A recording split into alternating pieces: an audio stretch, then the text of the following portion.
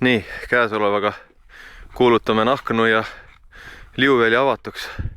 Piruette teeb siin Järvamaa esiiluuisutaja Kimberly Jakobson. Vaadake, millise mängleva kergusega tulevad välja kõik keerutamised ja ühel jalal sõit ja nüüd tuleb mingi eriti raske trikk.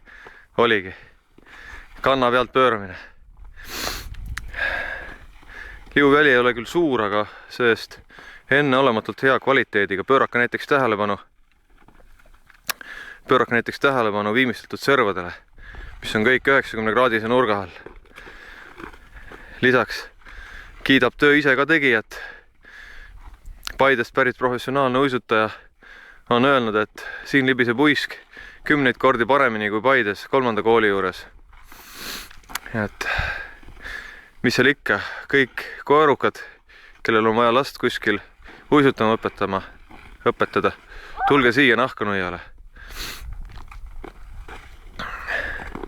Liuväli on avatud tööpäev läbi. Hea on, kui on lumelabidas ka autopagasnikus, et juhul kui on lumi, siis ära koristada, aga homsest alates saab selles platsis siin minu ja Mati okiväljak, et siin lähevad käima rasked okilahingud.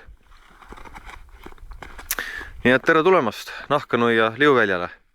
Paluks nüüd Järvamaa esiiluuisutajalt üks väga keeruline trikk video lõpetuseks. Ja nüüd see tuleb, seda trikki on harratatud 4–5 aastat. Iga päev. Vaadake hoolega. Oi, see oli midagi sellist, millega isegi maailma tippuiluuisutajad ilmselt hakkama ei saaks.